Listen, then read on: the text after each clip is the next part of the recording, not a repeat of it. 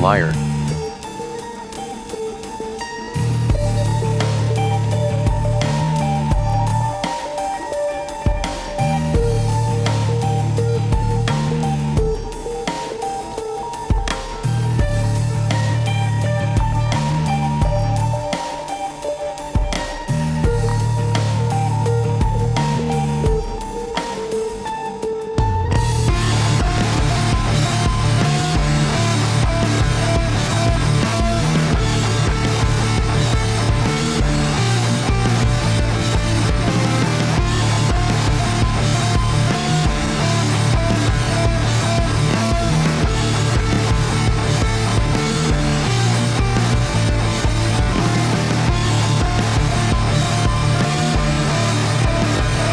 Great big frowning.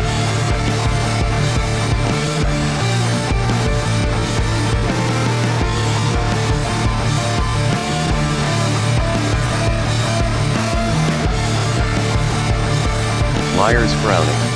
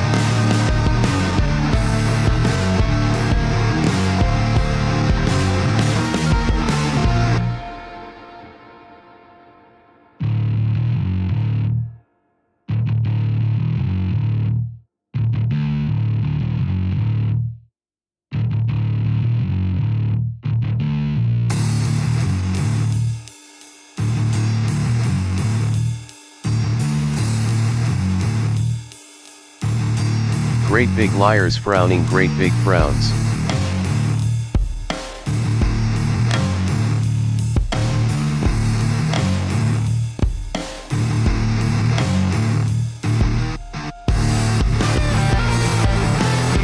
Frown, you fools, your lies have destroyed your life.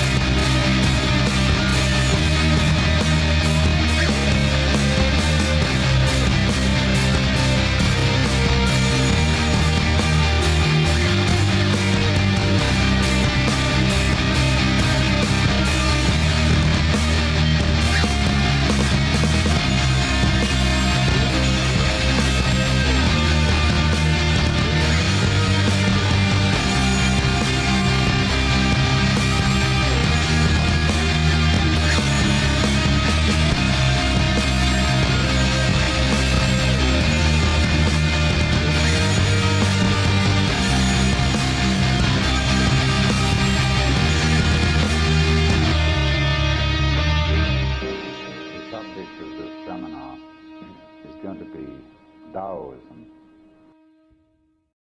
as contained in the teachings of Lao Tzu and Zhuangzi, who lived approximately 400 years or more before Christ, separated from the Tao 100 years ago. And there was also repeated Lao Tzu talked about by saying that the Tao can be explained is not the eternal Tao. And then went on to write a book about it. Also saying, those who say do not know, those who know do not say. Because there's nothing to be explained. You must remember that the word explain means to lay out in a frame. That is, to put it on a flat piece of paper. All mathematics is done on a flat piece of paper until very recent times. But it makes a great deal of difference, because this world is flat. If you draw a circle on a flat piece of paper, that's inside. On the other hand, if you draw a circle around the donut, the inside and the outside of the circle. So, what we are supposed to go for is that the Tao, whatever that is, cannot be explained. So it's important, first of all, to do so we know what we're talking about. And in order to go into Taoism at all, we must begin by being in the frame of mind that can understand it. You cannot force yourself into this frame of mind any more than you can smooth disturbed water with your hand. But let's say that our starting point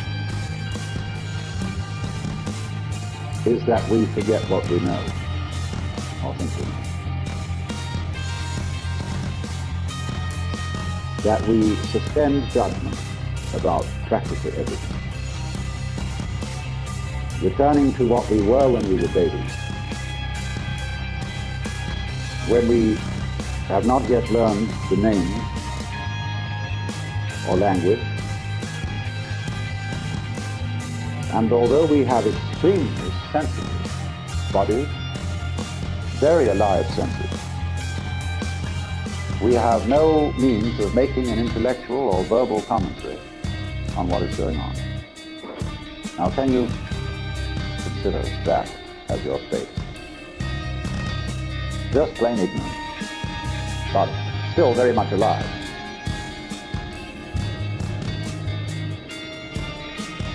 And in this state, you just feel what is, without calling it anything at all. You know nothing at all about anything called an external world in relation to an internal world. You don't know who you are. You haven't even got the idea of the word you or I. It's before all that. Nobody has taught you self-control. So, you don't know the difference between the noise of a car outside and a wandering thought that enters your mind. They're both something that happens. You don't identify the presence of the thought, which might be just an image of a passing cloud in your mind's eye, and the passing automobile. They happen.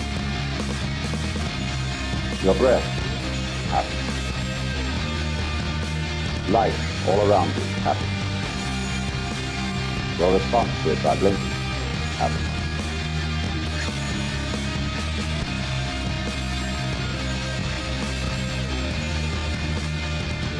So you simply are really unable to do anything There's nothing that you're supposed to do. Nobody's told you anything to do. You're unable completely to do anything but be aware of the buzz. The visual buzz, the audible buzz, the tangible buzz, the smellable buzz, all buzz. It's going on.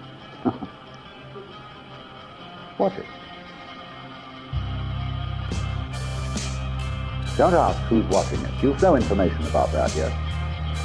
That it requires a watcher for something to be watched. It's somebody's idea. You don't know that. Lao Tzu says, the scholar learns something every day. The man of Tao unlearns something every day. Until he gets back to non-doing. And that's what we're in at the moment.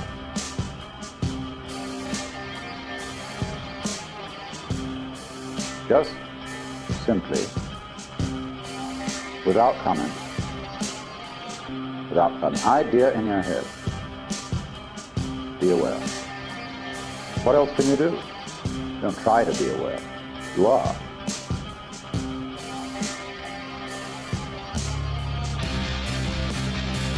You'll find, of course, that you can't stop the commentary going on in your head. But at least you can regard it as interior noise. Listen to your chattering thoughts as you listen to the singing of a kettle.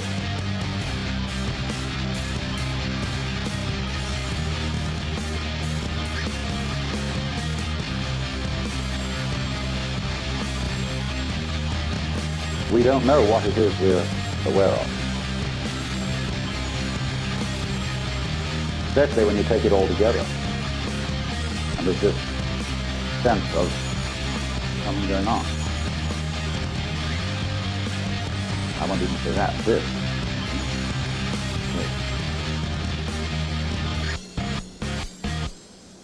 Well, I said it was going on. That's an idea. Form of words. Obviously, I wouldn't know if anything was going on unless I could say something else wasn't. I know motion by contrast with rest. So while I am aware of motion, I'm also aware of at rest. So maybe what's at rest isn't going on and what's motion is going on. So I won't use that concept because I've got to include both.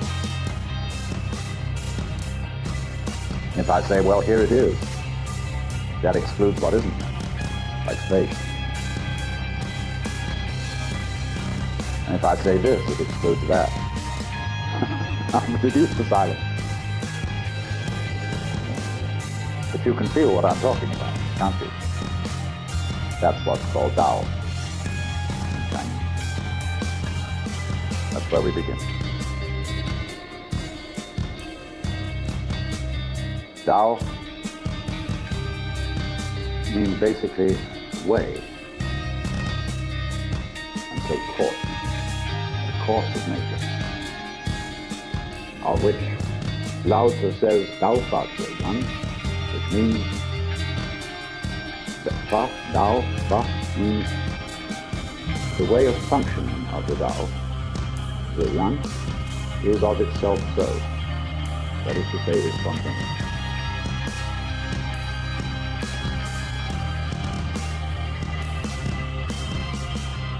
Watch again what's going on.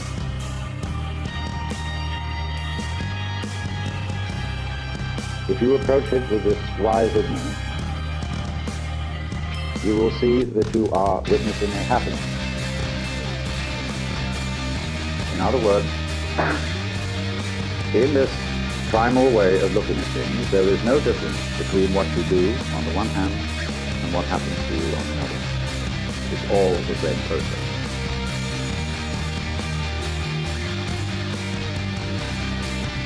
Just as your thoughts happen, the car happens outside. The cloud, the sky. When a Westerner hears that, he thinks our fatalism or determinism. That's because he still preserves in the back of his mind two illusions. One is that what is happening to him, and therefore he is the victim of circumstances. But when you are in primal ignorance, there is no you different from what's happening, and therefore it's not happening to you. It's just happening. So is you. You know, what you call you, what you later call you, is part of the happening. You're part of the universe, although the universe, strictly speaking, has no parts. We only call certain features of the universe parts of it, but you can't disconnect them from the rest without causing them to be not only non-existent, but never to have existed.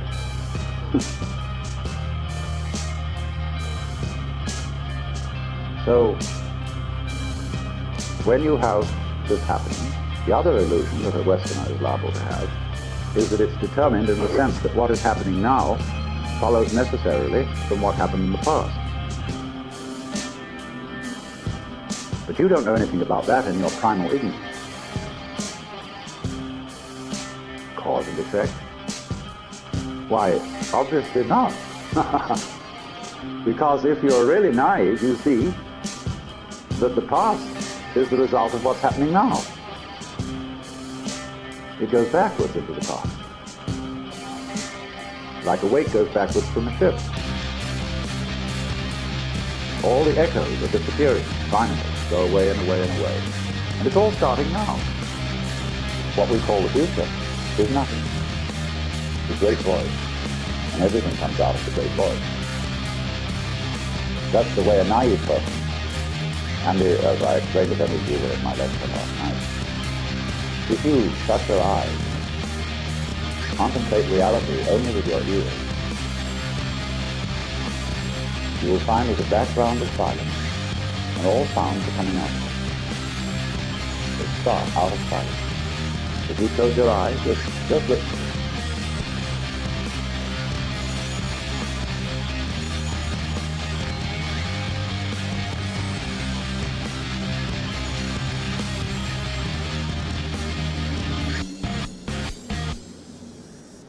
You see, the bell came out of nothing, floated off, and then stopped being a sonic echo and became a memory. It was another kind of echo, a wake. And so is it. It all begins now. And therefore it's spontaneous. It isn't determined. That's a philosophical notion. Nor is it capricious. That's another philosophical notion. As we distinguish between what is orderly and what is random. Of course, we don't really know what randomness is. If you talk to a mathematician about randomness, it will make you feel quite weird. What is so of itself? Sui generis in Latin. That means coming into being spontaneously on its own accord. The real meaning of virgin birth. Sui generis. And that's the world. That is the Tao. That makes us feel scared, perhaps. Because we say, well, if all this is happening spontaneously, who's in charge? I'm not in charge, that's pretty obvious. But I hope there's God or somebody looking after all this. Well, why should there be someone looking after it? Because then there's a new worry that you may not have thought of. Like, who takes care of the caretaker's daughter while the caretaker's busy taking care? Who guards the guards? Who supervises the police? Who looks after God? You say, God doesn't need looking after. Oh, well then what is this? Tao. Because Tao is a certain kind of order. And this kind of order is not quite what we call order. When we arrange everything geometrically in boxes or in rows, that's a very crude kind of order. But when you look at a plant, it's perfectly obvious that this bamboo plant has order. We recognize at once that that is not inert. But it is not symmetrical. And it is not geometrical. It looks like a Chinese drawing. because the Chinese appreciated this kind of order so much that they put it into their paintings, non-symmetrical order. In the Chinese language, this is called Li, and the character for Li means originally the markings in jade, also means the grain in wood and the fiber in muscle. We could say too that clouds have Li, marble has Li, the human body has Li, and we all recognize it, and the artist copies it, whether he is a landscape painter, a portrait painter, or an abstract painter, or a non-objective painter.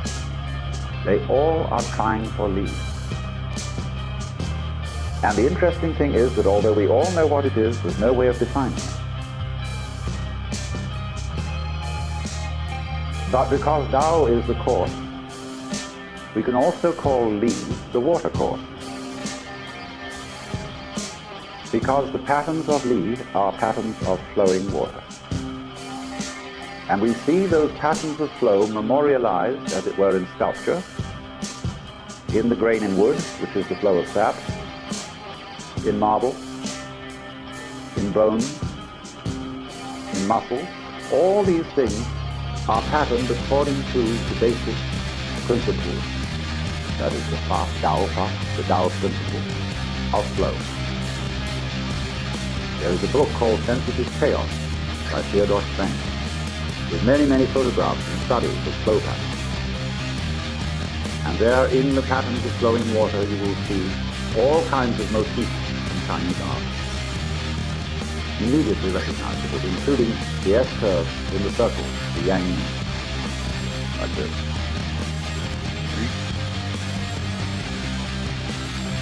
So, Li means then the order of flow. The wonderful dancing pattern of liquid. Because Lao Tzu likens Tao to water. The great Tao, he says, flows everywhere, to the left and to the right. Like water, I'm interpolating that, it loves and nourishes all things, but does not lord it over them. Because he says elsewhere, water always seeks the lowest level, which men abhor. Because we are always trying to play games of one-upmanship and be on top of each other. Lao Tzu explains that the top position is the most insecure. Everybody wants to get to the top of the tree, but then if they do, the tree will collapse. That's the fallacy of American democracy. You too might be president. The answer is, no one but a maniac would want to be president. Who wants to be put in charge of a runaway truck?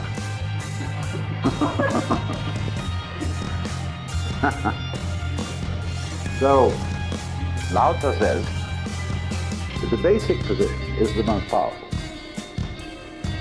And this we can see at once in Judo or in Aikido, which are wrestling arts or self-defensive arts, where you always get underneath the opponent, and so he falls over you if he attacks you. The moment he moves to be aggressive, you go either lower than he is, or in a smaller circle than he's moving. And you have spin, if you know Aikido. You're always spinning, and you know how something rapidly spinning exercises centrifugal force. So if somebody comes into your field of centrifugal force, he gets flung out, but by his own bounds. Very curious. So therefore, the watercourse way is the way of Tao. Now, that seems to white Anglo-Saxon Protestants and to Irish Catholics lazy, spineless, passive. And I'm always being asked when I talk about this, if people did what you suggest, wouldn't they become terribly passive? Well, from a superficial point of view, I would suggest that a certain amount of passivity would be an excellent corrective for our kind of culture. Because we are always creating trouble by doing good to other people. You know, we wage wars for people's benefit. And educate the poor for their benefit, so that they desire more things which they can't get. I mean, that sounds rather callous. But our rich people are not happy, whereas the poor people of Haiti are, to judge by the way they laugh.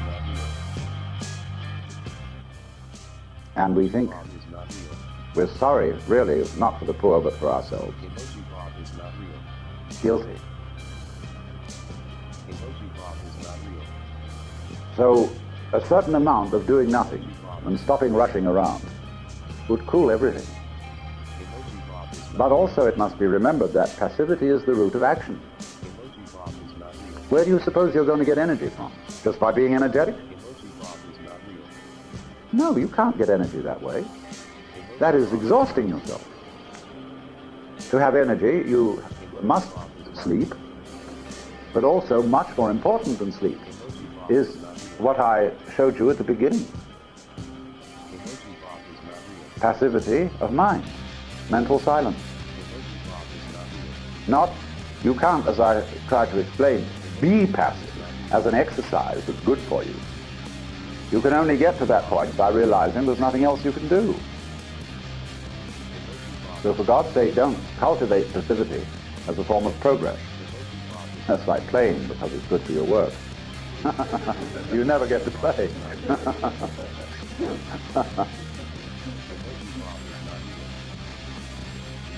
So in the same way, to try and force the issue wears you out. And when you force a lock, you usually bend the key. So you jiggle gently until you find the right opening. So in the same way, anybody who knows how to conduct business always jiggles the key to find the right moment to turn the lock. And then it all happens as if it were natural and none of it were forced. So therefore, the water course will give you the sense that your life is a flowing. The flowing is equally you and what is not you, or called not you. It's the process that's happening. And when you understand that, you'll stop asking questions about it. You will see that all asking of questions about it is, shall I say, tautological. You get explanations which don't explain. All explanations of what's happening call for further explanations, because big explanations have little explanations upon their backs to bite them, and little explanations have lesser explanations, and so ad infinitum. This is the analytic process that produces the atomic universe, the electronic universe, the protonic universe, and so on and so on. And if you go the other direction, you find the solar system in a galaxy, the galaxy in a system of galaxies, and then goodness knows what. Because obviously the universe, as it seeks to know itself, must run away from itself. As your eyes revolve when you turn to look at them. You are the universe. You are apertures through which it is aware of itself. Holes in the wall, as it were. And so as you look, now you see it, now you don't. It's very simple. So you'll find, therefore, that the big quest, what is it? What am I supposed to do? What is human destiny? Why are we here? These questions will slowly disappear, and that itself will be the answer. The answer will be this is why. And this is what is going on that cannot be described, the Tao. The Tao is simultaneously departing and arriving. Always. That's the meaning of the eternal Tao, the eternal Tao. Is not real. Emoji Bob is not real. Well then, Emoji Bob is not real. to go with the watercourse Emoji Bob is not real. is called by Lao Tzu Wu Wei. Emoji Bob is not real. Wu means not. Wei Emoji Bob has a complex of meanings, which can be action, Emoji Bob is not real. striving, straining, Emoji Bob is doing, or best, forcing. Not forcing is Wu Wei. real. So he says, Bob is not real. Tao Wu Wei, Tao does nothing, Emoji but Bob is not nothing is left undone. In other words, Tao accomplishes all things without forcing them. And so therefore, when you master, that's the wrong word, because it has the idea of superiority. When you come to Wu Wei, by, as it were, coming down, you are working on the same principle as the Tao. And so this is likened poetically to the difference between a willow and a pine when it snows. The pine is a rigid tree, and the snow and ice piles up on the branches until they crack. The willow is a springy tree, and when the weight of the snow is on the branch drops and the snow falls off and the branch comes up again. That's Wu Wei. Zhuangzi tells a lovely tale that a sage was wandering along the bank of a river near an enormous cataract. And suddenly, way up beyond the cataract, he saw an old man roll off the bank into the cataract.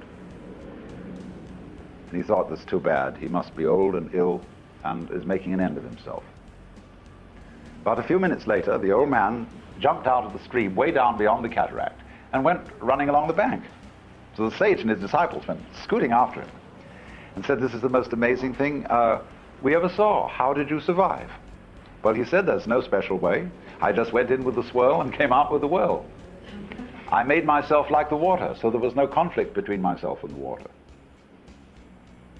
So in the same way, when a baby is in an automobile accident, you'll find often that the baby is uninjured because the baby didn't go rigid to protect itself.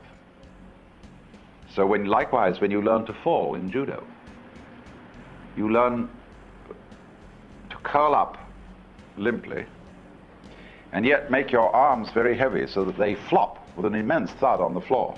And that making heavy is again like water. And this absorbs the shock. So it isn't, you see, you must realize that the water course is not complete limpness, because water has weight and therefore strength. And that really all energy, the secret of Wu Wei, is that all energy is gravity. We, as a planet, would, if we encountered some obstacle in space, there would be an enormous release of energy. The obstacle would feel that it was being hit by some colossal force. But the planet is falling around the sun. And the sun is falling around something else. The whole universe is falling. But since there's nowhere for it to drop, it's sort of not falling at anything. It's just falling around itself. Sometimes there are collisions, but everything's got so much space that they're very rare. Maybe the ones that didn't have space have been eliminated and became all the dust that's in the sky. But all energy is gravity. That's the secret of judo. And it's really the secret, ultimately, of the puzzle of the relationship of gravity to energy. It's the real secret of E equals mc squared. So now, if you want, you see, to find an intelligent solution to a problem, the work is done with your brain. You have all the necessary intelligence inside this bone. Only most people never use their brains, they use their minds instead. And think that they use their minds like they use their muscles, that you can strain your head and work very hard with it as if it were a muscle, to achieve a result. But it doesn't work that way. When you want to find out the answer to something, what you do is you contemplate it. You visualize your problem, your question, as well as you can, and then simply look at it. Because you don't try to find a solution, because any solution that comes in that way is liable to be wrong.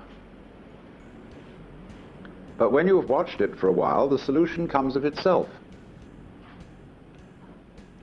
And that is the way to use your brain. It works for you in the same way as your stomach digests your food, without your having to supervise it consciously. But all our attempts to supervise everything consciously have led to things that aren't too good for our stomachs, and so forth. You know how it goes. So, the reason for that is quite simple. That conscious attention, employing words, cannot think of very much. We ignore almost everything while we're thinking. We think along a single track. But the world isn't going on along a single track. The world is everything altogether everywhere. And you just can't take that into consideration. There isn't time, but your brain can. Because the brain is capable of handling innumerable variables at once, whereas your conscious attention is not. Or rather, more strictly speaking, verbal symbols are not capable of handling any more than a one very, very crudely simple track. That's why we have to trust our brains. Because you see, we are much more intelligent than our understanding of ourselves. When a neurologist admits that he's only begun to scratch the surface of understanding the nervous system, he is actually saying that his own nervous system is smarter than he is. It's outwitted him so far.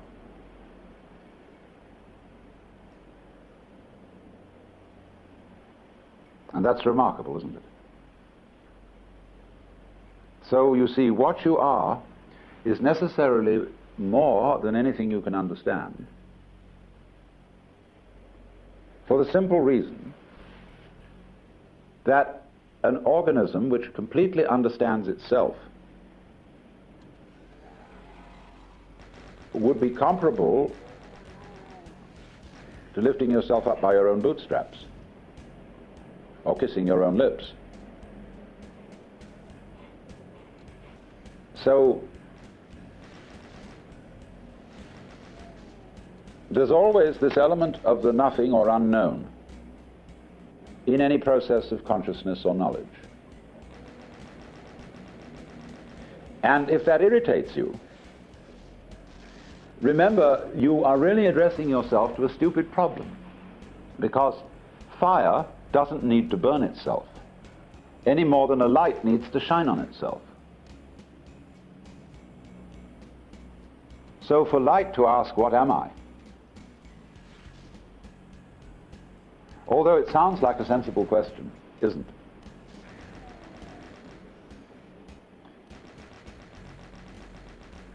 Because how could you answer it? Let me demonstrate this to you in another and perhaps simpler way. For many, many hundreds of years, human beings have wanted to know, what is isness? What is matter? Substance. Obviously, it seems there must be a basis for all the shapes that we see. After all, clay is the basis of vessels. Iron is the basis of tools. Wood is the basis of furniture. But what is the basis of that? What is the substance common to everything? Well, we had tried to find out. And that was the reason, at least in the beginning of things, why physicists tried to find out what matter energy is. Well, when you consider the problem, consider the question, ask yourself, what sort of answer are you looking for? Supposing you found out what matter is, in what sort of language would you be able to describe it? And you realize that you couldn't. Because all that language can describe, whether the language be of words or of numbers, is pattern, form. We can measure form, we can outline it, we can explain it. But we couldn't possibly explain stuff. Just basic oomph. There would be no way of talking about it. Therefore, we're asking a silly question.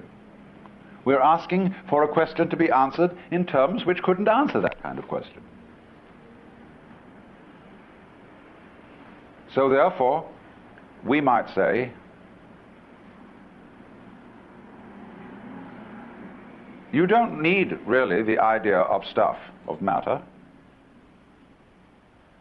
because what you've got is form, and I could say it's the form that matters in anything. And you know, you take a double take on that. When you look at the world as form,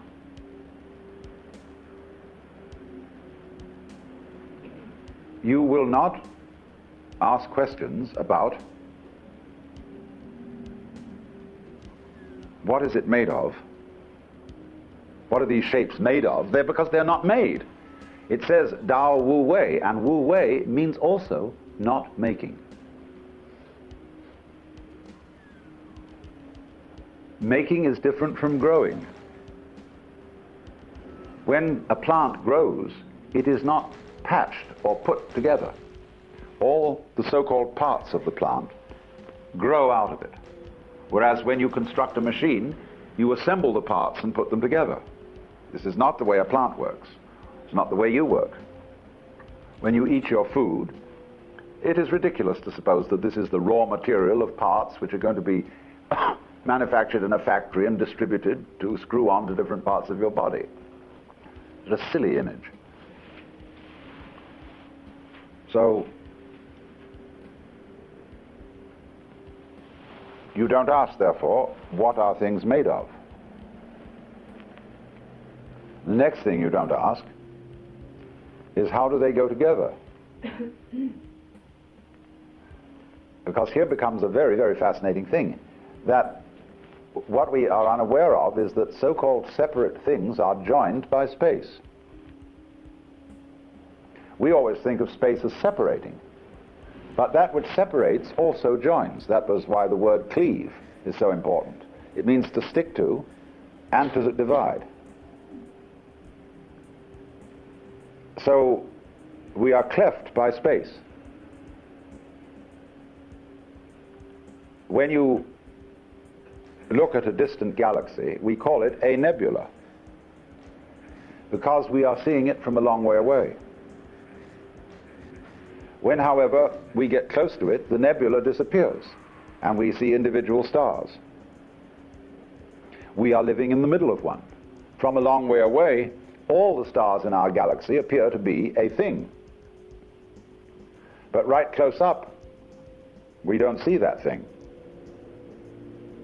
What is it that keeps all these stars together? Oh, we say gravity. Gravity is a word for something. It means simply we don't know what it is. Like the ether that was once supposed to be the fluid through which light was transmitted and was discovered not to exist. That we could somehow do without it. That light went through nothing, through space. Marvelous, apparently.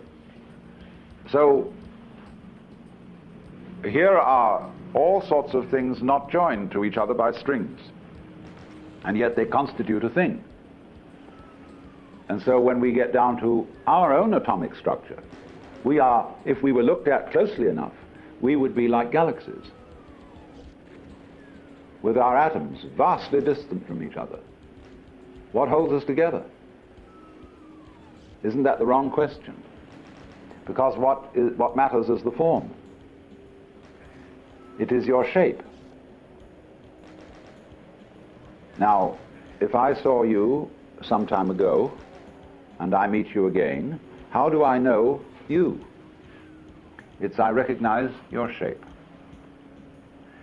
If I haven't seen you for some time, when I meet you the second time, there is nothing of you that I knew before. All your so-called substance has changed. Just as if I visit a waterfall, a few seconds later, it's not the same water. It's falling the same way, the same style. And so in the same way, when I meet you today, yesterday, the day before, you're the same style, you're the same pattern, but it's all different. So that pattern can come to an end. And then after a while, it can happen again. Just as if you take a newspaper photograph and look at it under a magnifying glass, what you saw with the naked eye as a clean line will appear to be a series of dots. And the dots are unlike one another. And there's no strings joining them. Change your level of magnification, and there's a line. You can magnify in time as well as in space. Only you do it a different way. To magnify anything in time, you speed up the time. So we take a fast motion picture of a bean, and we put the bean on Earth, and we expose one frame per day. And then when we run the movie, we suddenly see the bean moving. It puts out a little feeler, and the feeler goes, and all the stalks and leaves open from it. Out comes a bean, and it eventually crumbles. It fades off. Why, we saw a gesture. We saw a happening, which we would never notice with the naked eye. Too slow. Now that is, you see, magnifying time. Now, therefore, let us suppose we had human faces, thousands of faces, which suddenly began as little fetus cells.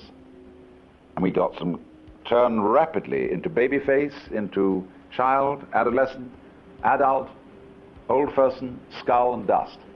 Going, all these faces coming and going, making their gesture of going through the whole lifespan. Well, we would watch and we would begin to see patterns of continuity, which things are moving much too slowly to see these, and things are moving too complicatedly to see them. But stand off at a distance, as it were, and you would see the same rhythms occurring again and again and again and again, so that they would appear from that distance, or from time that speeded up, to be a simply continuity, like the continuity from here to here, which looked at closely is full of space. So you would get what we call in naive language the reincarnation of forms. You, considered as this kind of a wiggle that is recognizable as me, would happen again and again and again, with no spook traveling from one happening to the next. That wouldn't be necessary any more than it's necessary to have a line joining one dot in the press photograph with another dot, so that they will make continuous sense at a different level. You know, when you watch television, you're actually watching a moving dot. It moves so fast that it creates the image. Now let's supposing you had a different kind of eye altogether that had no memory in it. You would look at the television screen and you would see this dot dancing all across and leaving no trace. You say, what kind of a funny thing is that? Oh, it doesn't make any sense. But seen in another way, you see, all that picture makes sense. So you see, you don't have to. All these mysteries, like our reincarnation, you don't need any spooky knowledge to understand them. It's all right out in front of you. And you will discover that as I talk to you, I'm not going to tell you a thing that you didn't already know. All this was plain to you. All I will do is put it in words in such a way that you will be able to say, well, that's what I always thought, but I could never explain it.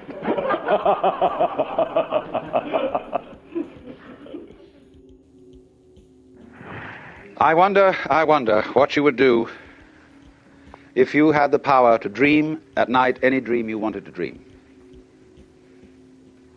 And you would, of course, be able to alter your time sense and slip, say, 75 years of subjective time into 8 hours of sleep.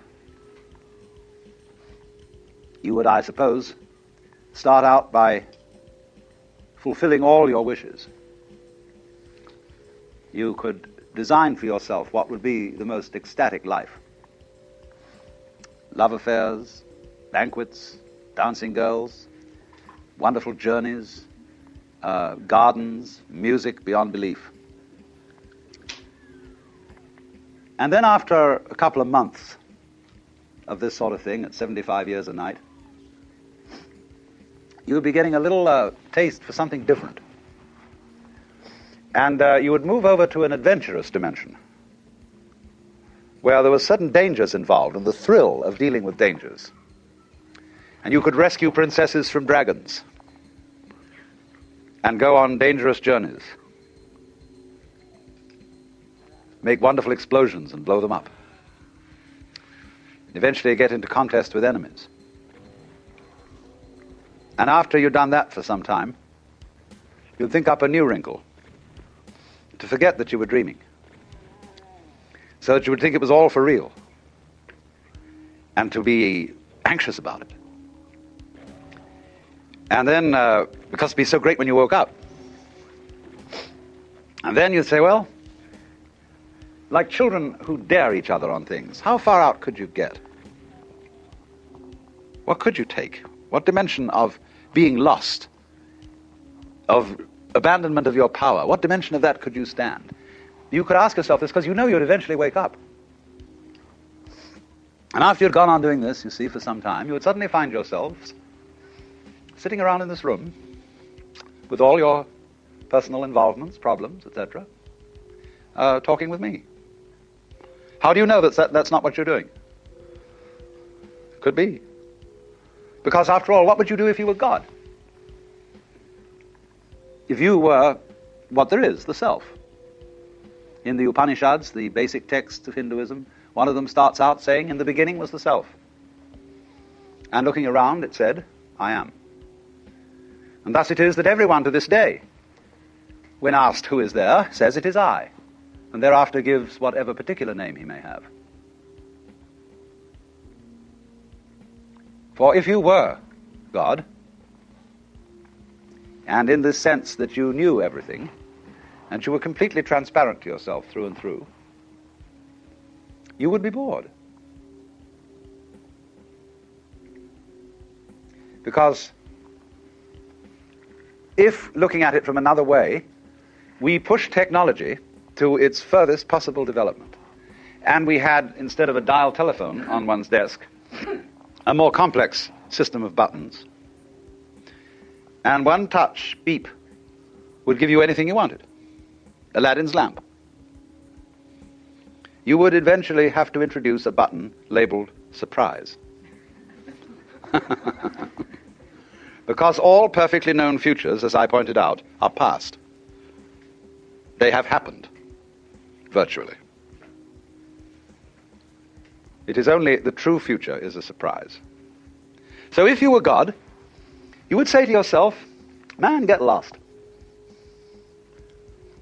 And it's strange that this idea is obscurely embedded in the Christian tradition, when in the Epistle to the Philippians, St. Paul speaks of God the Son, the Logos, the Word of God, who is incarnate in Christ, and says, let this mind be in you which was also in Christ Jesus, who, being in the form of God, thought not equality with God a thing to be clung to, but made himself of no reputation, and humbled himself, and was found in fashion as a man, and became obedient to death,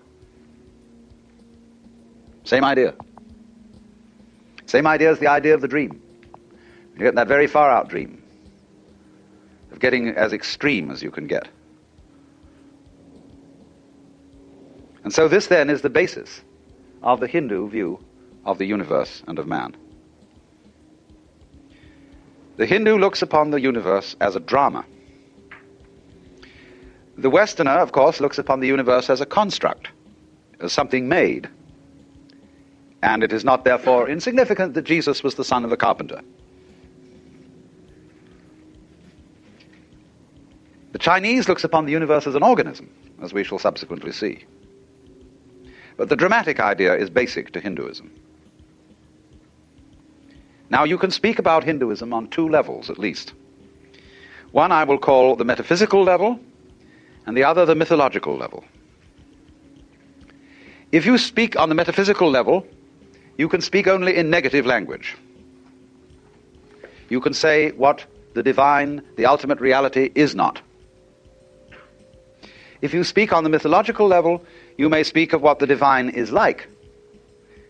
Because myth is not a falsehood, as one uses the word in a sophisticated way. A myth is an image, a concrete image, in terms of which man makes sense of the world. And thus the idea of God the Father, or God the Maker, is a myth, because it's an image. And Christian theologians distinguish equally between two kinds of theological language, which are respectively called cataphatic and apophatic. Apophatic language is negative, as when we say God is infinite and eternal. Cataphatic language is mythological, as when we say God the Father, God is love, and all the positive designations. We are not saying God is a cosmic male parent, but is analogous with the Father. So with Hinduism.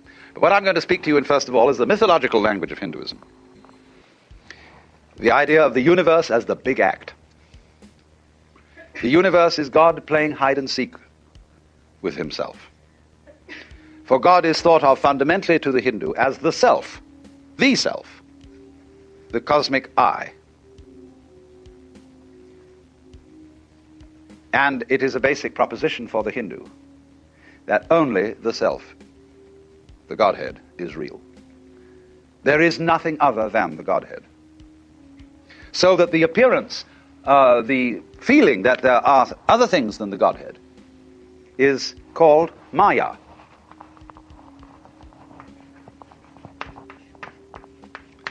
Maya. We ordinarily translate that word illusion. But you must be careful about the word illusion. Illusion is related to the Latin ludere.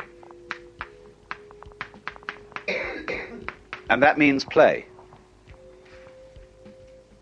And this is why the analogy of the world is dramatic. It's a play. In the sense of a stage play. Now, when you go to the theater, you know what you're going to see is not for real. Because the proscenium arch tells you that. That everything that happens on the far side of that arch is only in play, not serious. But the actor, and you will hope that he will be good at it, is going to try and persuade you that it's for real. So that he will so move you that you are crying or sitting in anxiety upon the edge of your chair. And so the audience is almost persuaded to be taken in. Now, what about if this would happen with the very best actor of all, the great actor? The audience would, of course, be completely taken in. But in this case, of course, the actor and the audience are the same, the self. The self has thus the capacity to abandon itself, to forget itself, Two-player to hide from experience itself, OS. and thus to make the most completely convincing illusion, but in play. And so the activity, the creative activity of the Godhead in Hinduism is called lila, which means play. Our word lilt is related to it, I think. But so also in the book of Proverbs, you will find a discourse being given by the divine wisdom. The Lord possessed me in the beginning of his ways before his works of old. I think it's the 22nd chapter of Proverbs, in the course of which the wisdom says that its delight was to rejoice, the King James Bible says, in the presence of God and with the sons of men. But the Hebrew translated rejoice says play. Rejoice is a sort of dignified Elizabethan, but it says play. And St. Thomas, aware of this, said that the divine wisdom was above all to be compared with games, because games are played for their own sake and not for any sort of ulterior motive. So also music is a kind of non-purposive thing, because you don't either play music to reach a destination, nor do you dance to reach a particular place on the floor. It is the doing of it itself that is important, because after all, if the object of music were to gain a certain destination, those orchestras that played fastest would be considered the best. So the idea is that that dancing and music, more than other arts, represent the nature of this world. That it is playful, that it is sport. That it may be sincere, but is definitely not serious. And as G.K. Chesterton well put it once, the angels fly because they take themselves lightly.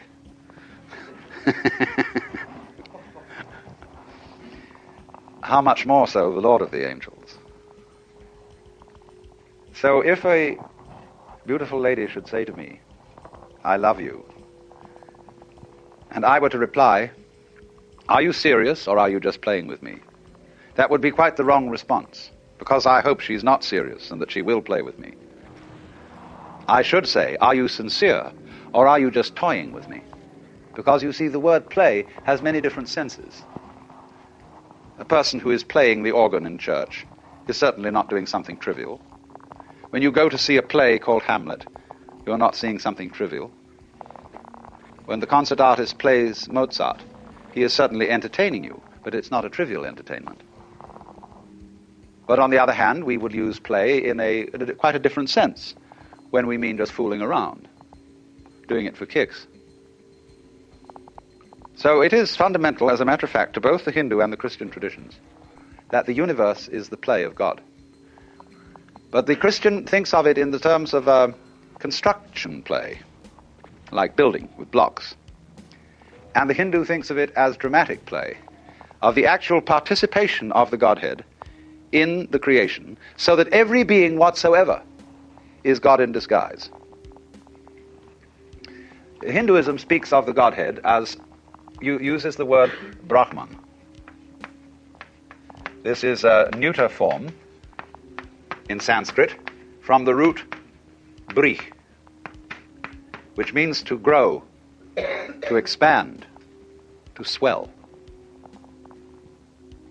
The neuter form, Brahman, does not have quite the connotation then, you see, of kingship that we will find attached to the Western idea of God, but is also referred to as Atman. And this word we translate ordinarily the self. So you can have the param,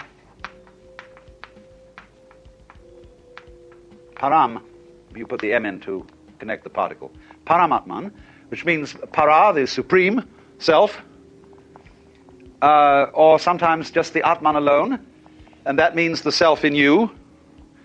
But the fundamental principle of Indian philosophy is Atman is Brahman. Your self is the supreme self. Or it is expressed also in the formula Tat Tvam Asi. Colloquially translated, you're it. Or Tat, that, Tvam, Latin tuam, you, Asi, are. You are that thou art. Tat, of course, is the first word uttered by a baby. Da, da, da, da, da, da. And fathers flatter themselves that it's saying da, da. It's not. It's saying that. Da, da, da, da, da, da. And so it's pointing to thatness in everything. It's very important to see this. Because everything is just that. I can say it in a negative way, which you won't appreciate at first, perhaps. Everything is meaningless. Only words have meaning. because they point to something other than themselves. The sound water is undrinkable, but it points to the drinkable reality. When you say, though, what is that pointing at the water, and somebody says water, he's not being correct, because what you're pointing at is not the noise water. So it's not water. It's that. Duh. And water's a kind of jazz. And it's just doing that. And you can get to see, too, people are a kind of jazz. They talk and communicate with each other, but what does that mean? Well, they get together and they make more people, and they do this and they do that, and they eat and they go on doing this jazz, but it's just jazz. And you begin to see, as you do that, everything's like music, you see. It's all these complicated vibrations, going in all kinds of ways. That's that, or thatness, ta-ta-ta, also called in Sanskrit. So anyway, this is the fundamental notion, that you are really what there is, the works. Only you're playing hide and seek with yourself. And on a stupendous scale. Hindus measure time in units which in Sanskrit are called kalpa. And a kalpa is a period of 4,320,000 years. And there are two kinds of kalpa. One is called manvantara,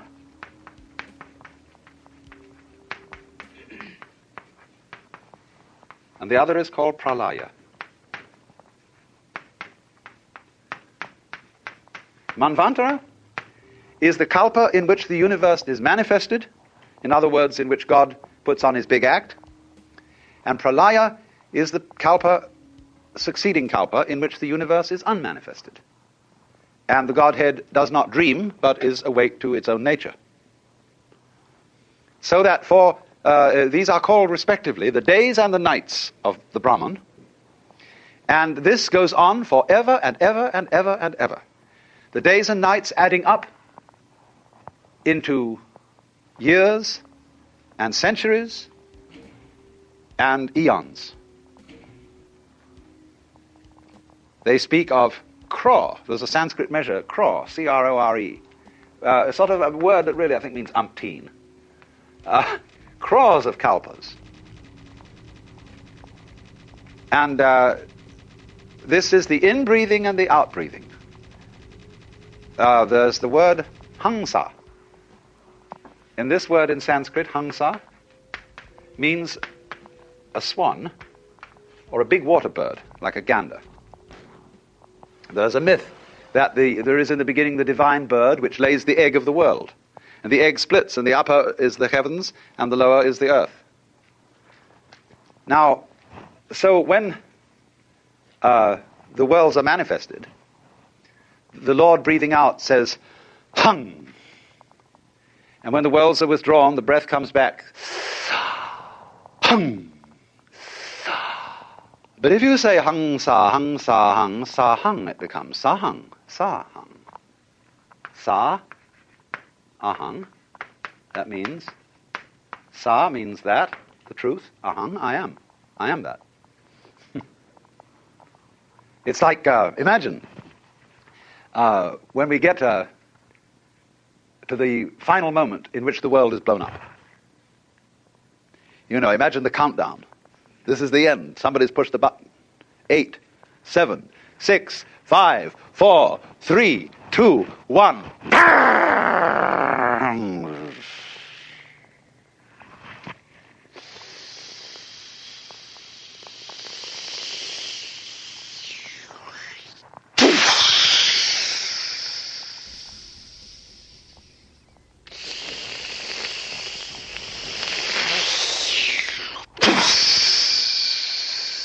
What are you listening to? Sound of the waves.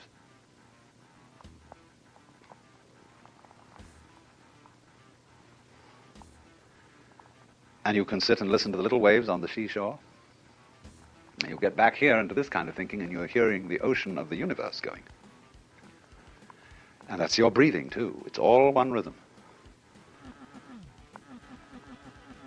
So it may be that every star was once a planet populated by intelligent people who found out about the fundamental energy of the universe and blew themselves up. And as they blew up, they scattered all kinds of stuff out which became little planets. Which in a long time, life started all over again. Because the Hindu theory is very odd. Every kalpa in the Manvantara period, where there's a manifested world, is divided into 4 subdivisions of time, each one of which is called a yuga. That means roughly an epoch or an era. And there are 4 yugas, and they're named after the different throws in the Indian game of dice. There are 4 such throws, and the first is called Krita. That means, Kri means to do, as when we say something is done, truly done. It's the perfect throw of 4. The second is called Treta, which is the throw of 3. The next is called Dvapara, which is the throw of 2. And the final one is called Kali, which means the worst throw, which is the throw of 1. Now, each of these periods of the Kalpa are of different lengths. Krita is the longest, and Kali is the shortest, and so ranged. So that when the world is first manifested, as in those dreams that I were mentioning to you, the world is in a golden age to begin with. It's perfect. And that is the longest period of time. Then when we get a little bit more adventurous, you see, the Treta means that in this era, a kind of disharmonious element enters into things. It's like a 3-legged chair isn't so secure as a 4-legged chair. It's just a bit inclined to tip. And as it were, a fly in the ointment. The snake in the garden. Then comes Dvapara, in which the forces of good and evil are equally balanced. And finally Kali, which is the shortest period, where the forces of evil are triumphant, and the world is destroyed at the end of it. For then the Godhead appears in the form of Shiva, who represents the destructive aspect of the divine energy, and whereas Brahma is the creative, Vishnu the preserver, Shiva the destroyer. But Shiva is always the destroyer in the sense of the liberator, the guy who breaks up the ruts. And he comes on with a blue body and 10 arms, and a necklace of skulls. Indian gods have many arms, because they are cosmic centipedes. They do all things without having to think about it, like the centipede doesn't have to think about how to manipulate its legs, like you don't have to think how to grow your hair. And as Shiva dances what is called the Tandava, which is the dance of destruction at the end of the cycle, at the end of the Kalpa, you will see that his hands contain clubs and knives and bells, but one hand is like that. And that gesture means, don't be afraid. It's a big act. It is all, as it were, the outflowing of your own consciousness, of your own mind. Now then, Hindu life is related to this cosmology.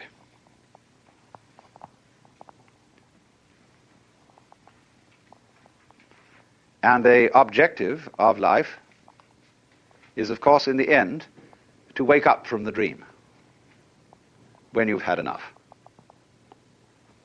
And so the dreaming process is called sometimes samsara. Samsara is the round, the rat race.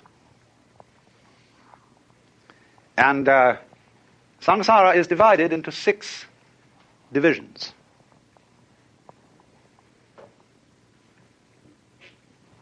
I better draw a map, I think. This is common, you see, cosmology to both the Hindus and the Buddhists.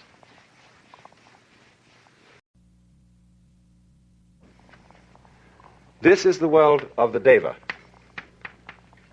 And this is the same root from which we get both divine and devil. But Deva means angel. The highest and most successful beings in the universe. And so opposite, this is the world of Naraka, who are the most unsuccessful.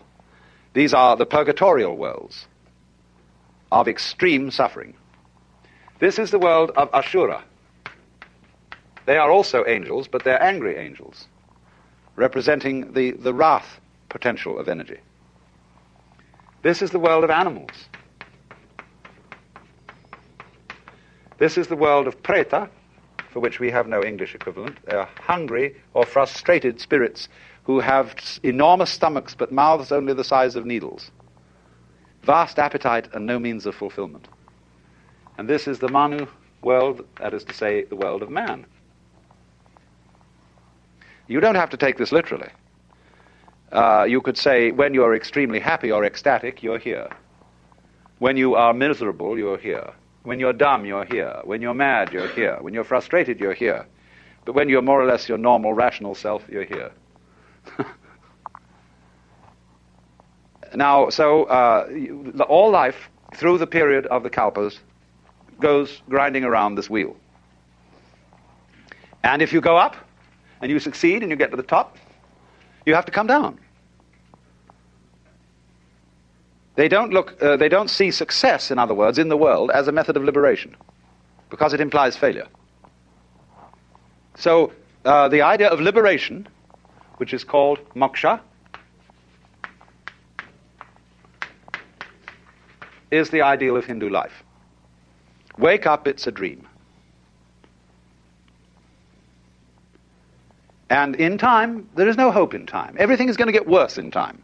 Because, as you know, it does. We all fall apart in the end. Everything falls apart. Institutions, buildings, nations, it all crumbles. And people say, well, that's an awfully pessimistic philosophy. Well, is it? I would rather say that the people who have hope in the future are the miserable people. Because they're like donkeys, chasing carrots that are dangled before their noses from sticks attached to their collars. And they pursue in vain, always hoping that tomorrow will be the great thing, and therefore incapable of enjoying themselves today. People who live for the future never get there, because when their plans mature, they are not there to enjoy them. They're the sort of people who spend their lives saving for their old age and trying to teach their children to do the same thing, so that when they retire at 65, they have false teeth and wrinkles and prostate trouble and all that sort of thing. Where were you going? What did you think it was all about? Furthermore, the fact that life is transient is part of its liveliness. The poets, in speaking of the transience of the world, always utter their best poetry. Our revels now are ended, and these our actors, as I foretold you, are all spirits, and are melted into air, into thin air. And like the baseless fabric of this vision, the cloud-capped towers, the gorgeous palaces, the solemn temples, the great earth itself, aye, all which it inherits shall dissolve.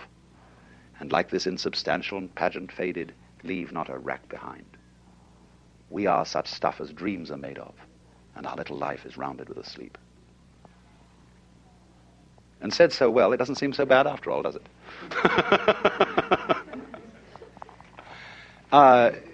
You see, there's always in the poetry of evanescence a kind of funny nostalgia. Moralists will say, those lovely lips which you so delight to kiss today will in a few years rot and disclose the grinning teeth of a skull. So what?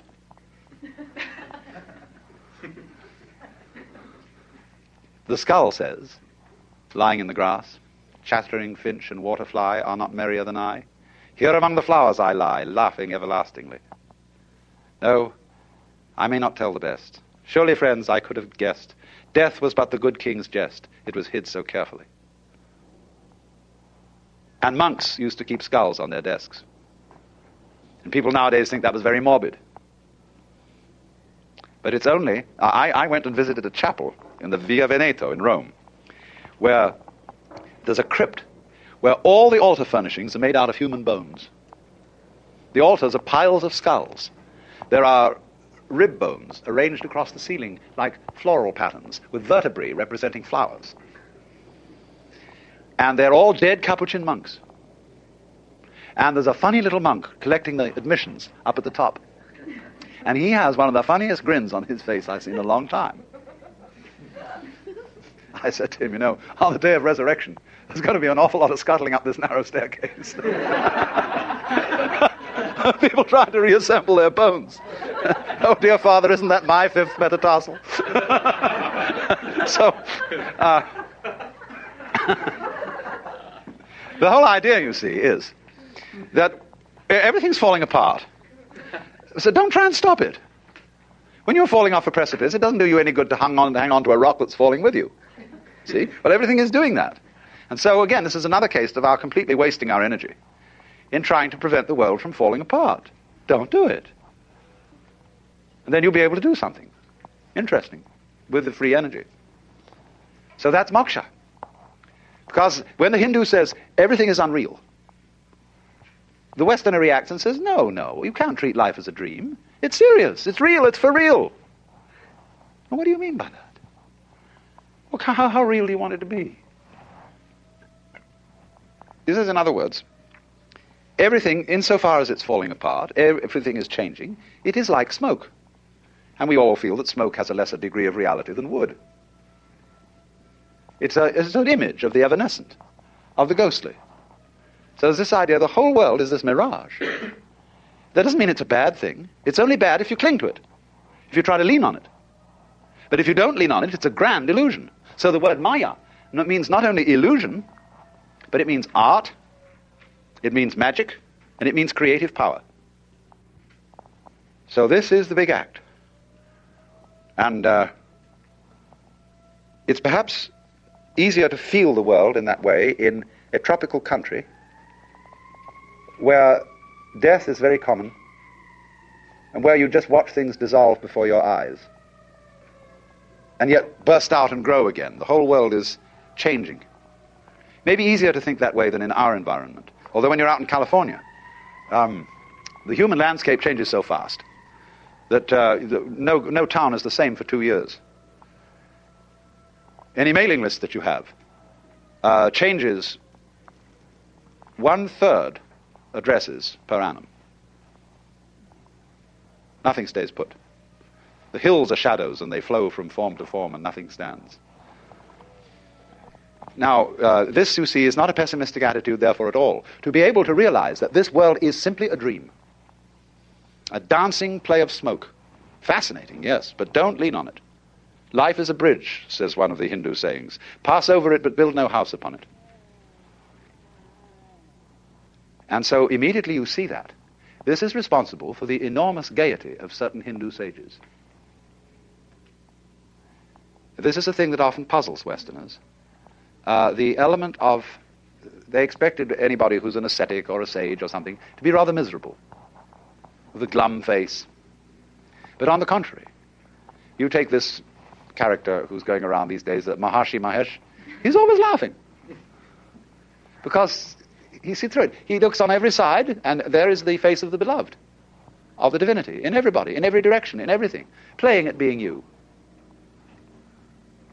And you can look down into a person's eyes, way, way in, and you see the self, the eternal divine. And what is so funny, when it puts on an expression saying, what, me? And the guru, the teacher. When people go to a guru, they get all sorts of funny ideas. They think, oh, he's looking right through me. He sees me through and through. He knows how awful I am. Reads my most secret thoughts. Because he has a funny look in his face. He isn't even interested in your secret thoughts. He's looking straight at the Godhead in you, with a funny expression on his face, which is saying, why are you trying to kid me? Come off it, Shiva, I know who you are. But and therefore, you see, his role is to gently humor you into waking up as to your true nature. Now, of course, as I intimated earlier, the Hindu is therefore saying everybody is God. And this is why when a Hindu greets you, he does this. That is the act of puja, or worship to the Godhead in you. And our theologians get rather worried about that, because, you see, the two conceptions of God are different.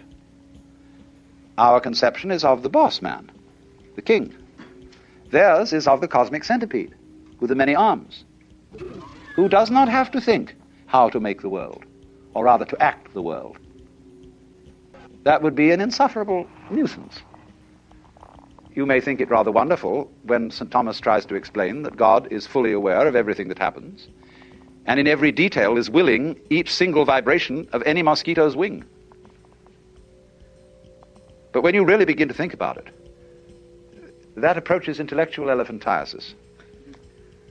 Imagine the Lord being aware of all the prayers and having to listen to the sort of prayers that go on every night. Woo!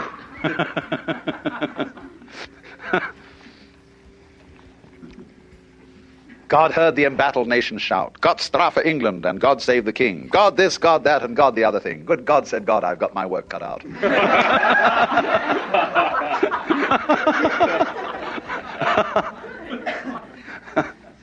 But, so therefore, when somebody in India suddenly announces that he's God, nobody accuses him of blasphemy or of being insane. They say simply, "Congratulations, at last you found out."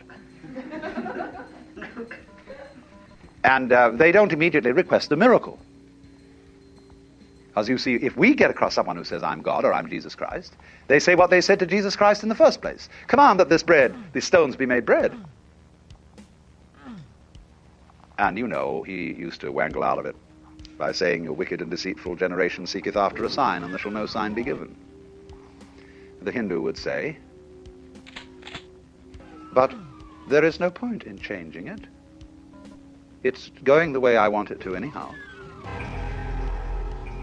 Only really and truly, there is not this idea of God the technician, but rather the power of omnipotence is not to be able to do anything, but to be doing all things, whatever it is that's going on.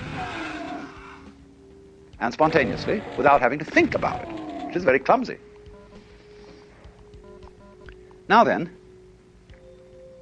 I must say something about how then this relates to the life of the Hindu. The Hindu divide life into certain stages, what are called the ashramas. The first is called brahmacharya, the second grihastha, and the third vanaprastha. Brahmacharya means the stage of the student, the apprenticeship. Grihastha, the stage of the householder, and vanaprastha, the stage of the forest dweller. This is related to cultural history of early India. Before we have agrarian communities, we have a hunting culture, which is on the move. In a hunting culture, every male knows the whole culture. There is no division of labor. And the holy man of the hunting culture is, of course, called a shaman. A shaman is a realized man, a man who knows the inner secret. He's seen through the game. And he finds it by going away alone into the forest and cutting himself off from the tribe. That is to say, from social conditioning. And he goes maybe for a long period into the forest and comes back. He's found out who he is.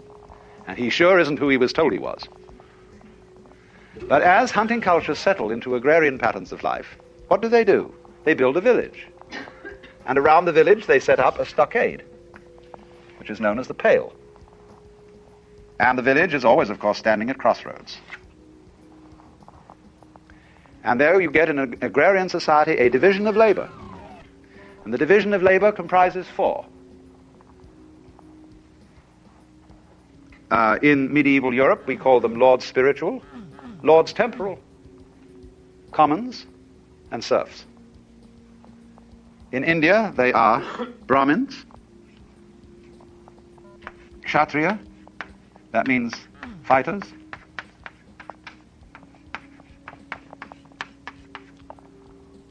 Vaishya, merchants, traders, Shudra, laborers. So you've got the priests, the warriors, the merchants, and the laborers. division of labor. The 4 sections of town. So the 4 basic castes. So when you are born into a caste, and your duty as a grihasta or householder is to fulfill your caste function and to bring up a family. When you've done that, you go back to the forest, back to the hunting culture, and you drop your role, and you become nobody. A shaman again. So a Hindu calls one who does this a shramana, which is of course the same word as shaman. And the Chinese call him a xia man. Shaman. A shaman is an immortal. Why immortal? Because it's only the role that's mortal. The big front, the persona. The one who you really are, the common man, that is to say the man who is common to us all, which you could call the son of man, that's the real self. That's the guy who's putting on the big act. And of course he has no name. Nobody can put the finger on him, because you can't touch the tip of the finger with the tip of the finger. So that means in practice then, that when you hand over your vocation in life, which is called your svadharma, that means sva, that's the same as the Latin suus, one's own. Dharma means function. Your own function, or we would call your vocation. When you've completed it, you drop out and become nobody, because you're going to find out now who you really are. You're no longer Mr. Mukhopadhyaya, who is a cloth salesman. You drop that name, and you take on one of the names of God, Swami Brahmananda, Swami, bliss of Brahman. And you may go quite naked, like the Shivite holy men. No clothes. And they just go out and wander and don't make any provision for anything. They literally take no thought for the morrow, what you shall eat, what you shall drink, or wherewithal they shall be clothed. But you see people respect them. They say, yeah, we got to have those people up there, because they are doing what human being is ultimately supposed to do, and we shall do it in our turn. And so give them some food. Now, naturally, caste, holy men, and all that kind of thing can be exploited. Anything can be exploited and abused. And we can look at it all and say, what a mess. Why don't you do something for yourselves? Why don't you kill the sacred cows and eat them? Why don't you clean up? Why do you permit all this disease?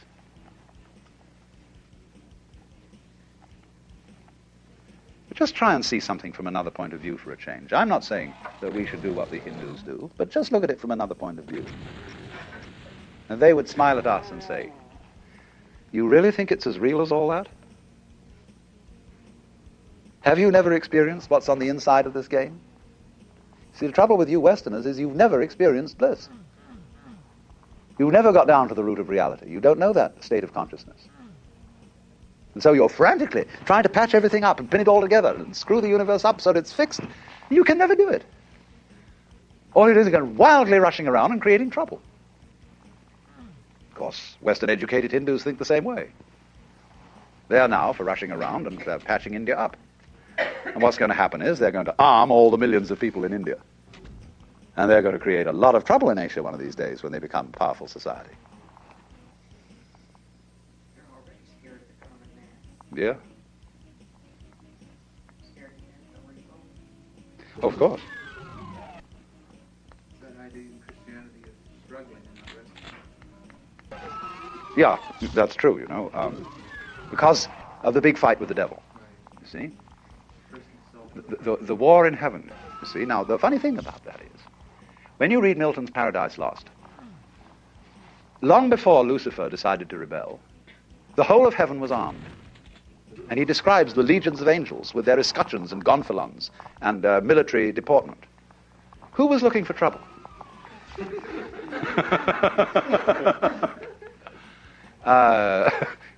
Lucifer was a good guy back then, you see?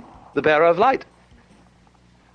So the Hindu looks at our Christianity, though, and sort of thinks, my goodness. Here is the eternal self. But in the idea of Christianity, the Godhead is having a real far-out one. Because not only is he incarnating himself, say, as some wretched beggar, but he's incarnated himself as a Christian soul who believes that in this one short life he will decide his eternal destiny. And the possibilities of making a mistake are far greater than of being a lousy beggar. The possibility involved in the Christian gamble is to fry in hell forever, and ever and ever and ever. Even the Avicii hell at the bottom of the Naraka only goes on for about one kalpa. But the everlasting damnation, what an idea. So the Hindu says, bravo, God has really done a dare on himself this time to be a Christian soul. I was making a basic comparison between the state of consciousness of a baby and that of a so-called mature adult, respectively what we would call undifferentiated and differentiated. The adult consciousness being highly selective, and the baby consciousness being very open and hardly selective at all, and therefore unable to distinguish what adults consider to be the important things, which have to do with the conventions and rules that the positive aspects, whether they be called good or pleasant or life-giving and so on, must prevail over the negative aspects. And I went on to show that this contrast between the two views of the world has another marked characteristic, that in the case of the baby who hasn't been trained or told about the difference between himself and all that is defined as other than himself, doesn't distinguish between voluntary behavior and involuntary occurrence. And of course we think this is a very fundamental defect. But if we go back, you see, to a principle that underlies the whole universe with a kind of mathematical exactitude, we see that if we reduce things to the situation of primal simplicity, and we have a primordial self and other situation, that is to say, two balls in space, there is absolutely no way of telling when they move which one of them is moving or which one is still. They must necessarily appear to move mutually. There's no point of reference except each other to determine which is moving and which is still. Now, everything that goes on in the universe is simply a complication of that principle, because the same thing holds true if you multiply the number of balls. You will see that that primordial principle, that all movement is mutual, still applies. And therefore, the baby's failure to distinguish between the voluntary and the involuntary, the I and the other, is in a way correct. Psychologists, psychoanalysts in particular, make a great deal of this contrast and consider that the baby's view is inferior to the adult's. And if an adult should acquire that view, in psychoanalysis this would be called regression.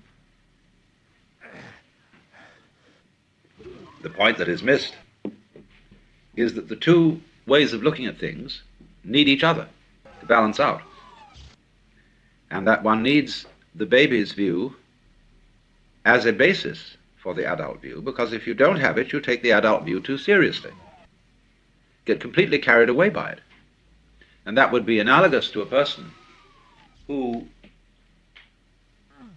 in playing poker, loses his nerve because he doesn't realize it's only a game. And so he becomes a very bad player. In exactly the same way, we in life are only playing a game. But because we didn't keep the baby view, we can't see it. So what we would call a Buddha view is one that knows both. and therefore is not taken in by the adult games, although perfectly capable of playing them, but insofar as they are not regarded as finally and absolutely serious, he is not captivated by them.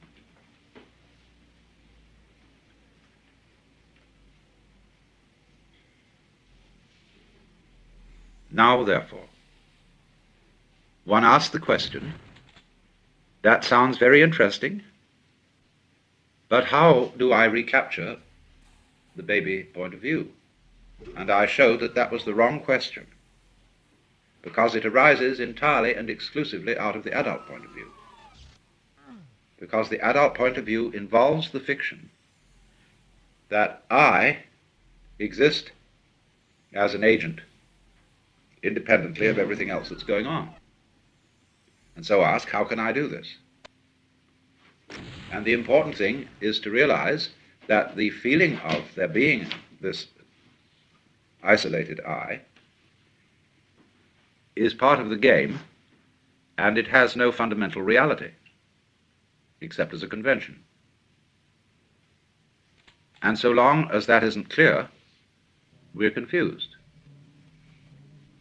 I reiterated the point that when we ask, to whom must it become clear, or to whom is it not clear, that this too was all part of the illusion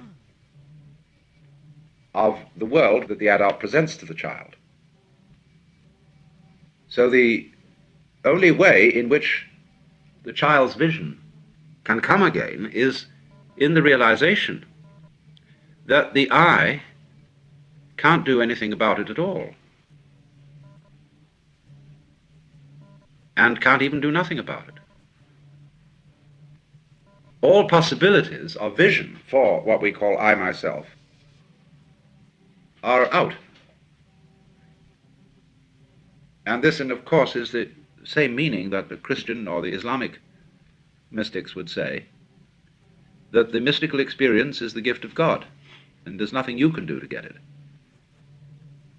That's a clumsy way, really, of saying the same thing. Because so long as you are trying or not trying, you are aggravating the sensation of the separate ego. Now, that in itself, you see, as I talk about it, presents a certain difficulty. Or one thinks it's difficult. There would be a second difficulty if we were to go on and say, it isn't only the illusion of the ego, but the whole valuation system that we put on the complexity of vibrations we call awareness of life. All the various valuations that are put on this by the social game are maya, that is to say, they are illusory, basically. Because it's only in play, as it were, that we say this is good and this is bad, this is advantageous, this is disadvantageous. And so we would go on to say after this, but I cannot imagine anything more difficult than overcoming that hypnosis. I am so enchanted by this system that the idea of treating it as not really very serious seems to me unthinkable. Of course, you have to think that. It's like a hypnotist working on somebody and saying, you are not going to remember any of this conversation after you come to. And so he's put the suggestion into you that you forget the whole thing. So in the same way, the suggestion has been put into all of us that these rules that we have learned are sacrosanct. And that they don't say, you will not be able to think otherwise. They say they are true. They are the truth. You see? And that is the same function as the hypnotic suggestion, put into us ever since we were receptive children.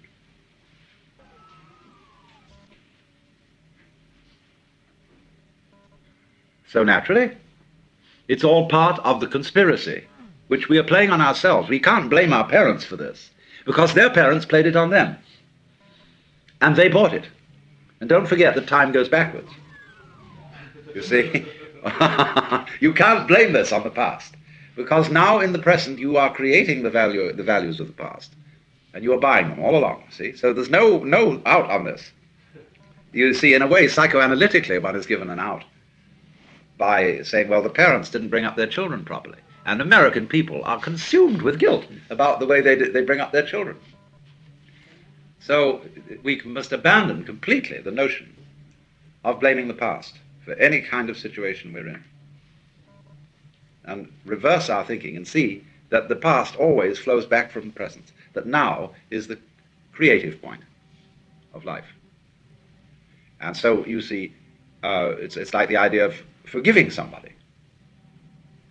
You change the meaning of the past by doing that. It's like also when you watch the flow of music.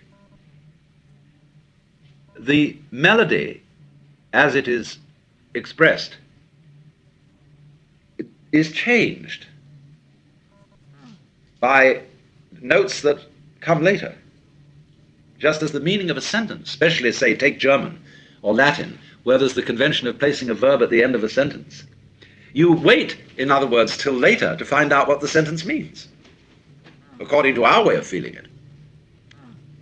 So it is also in our language, if I say I love you, you don't know, when I've said I, what I is doing.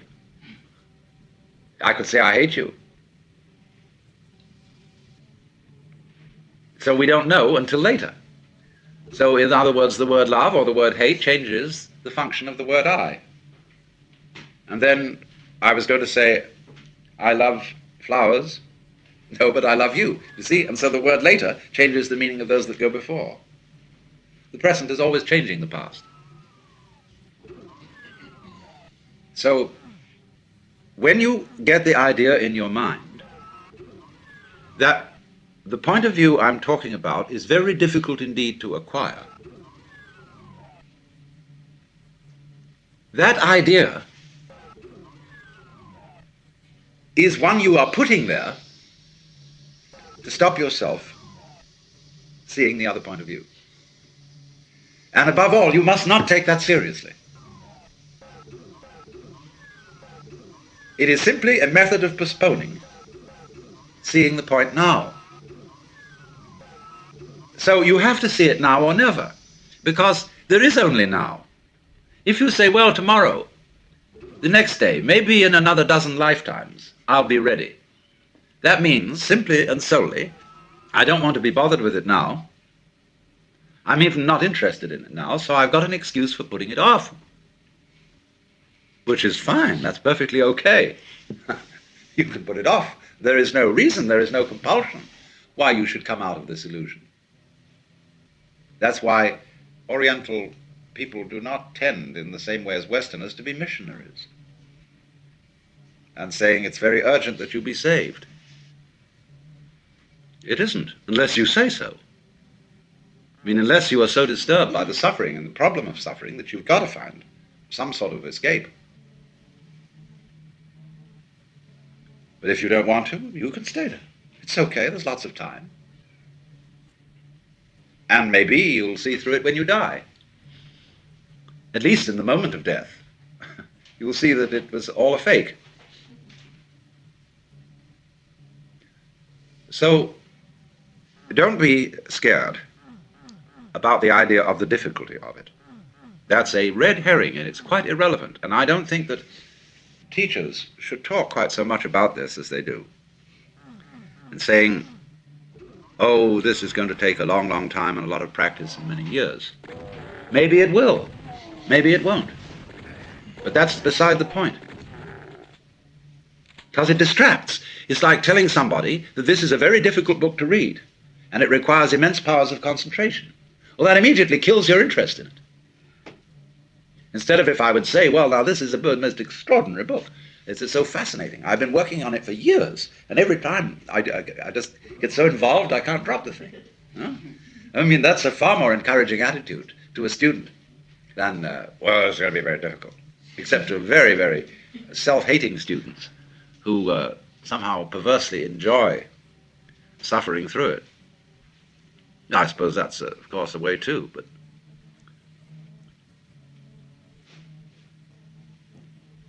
all right, now, if we can see the first part, which is that the ego is purely fictitious, that it is a symbol or image of oneself, plus a sensation of muscular strain occasioned by trying to make this symbol an effective agent, to control emotion, to concentrate, to direct the nervous operations of the organism. Then immediately it is clear that what we have called ourselves, what we have thought of as ourselves, isn't able to do anything at all. There follows this kind of silence, in which there is nothing to do except watch what happens. But what is happening is watching itself. There is nobody apart from it watching it. And so we get into the state of meditation, or as I prefer to call it, contemplation. So then the next problem that arises is, well, what about all the other illusions? Although they are somehow integrated and centered upon the illusion of ego, nevertheless, the whole value system of what is important, what is not important, what is good, what is bad, what is pleasant, what is painful, has to be called in question. Not in order to destroy the whole value system, but in order to see it for what it is. And that's where we will object and say, well, surely that's a colossally difficult task, because we are so long habituated to it. And we have been taught to believe that the longer we have been habituated to something, the more difficult it is to change it. And that is true if you believe it. And if you don't, it isn't. So that's why it's always emphasized, at any rate in Zen, that when anything is to be done, it should be done immediately, without thinking it over in advance. Act at once. And you'll find that characteristic of people trained in Zen. They always act immediately. They don't say, when should we do this sort of thing? They just do it. Because that doesn't build up. It gives no time for the building up of all this reflection of, well, I've done this way for a long time, and I really feel kind of draggy about doing it another way. It's like some people eat the same thing every day. And the idea of suddenly eating something else seems absolutely weird. I remember when I used to have lunch in London, in the city of London. I used to go to a rather fancy sandwich bar. And there was a very square young man in a derby hat who ordered exactly the same lunch every day. It was fantastic. And so it came that the man who served the bar, the moment he saw him coming in at the door, he had it there. And he would have had a real qualm if somebody had suggested that instead of having a beef sandwich, he should have a smoked salmon one.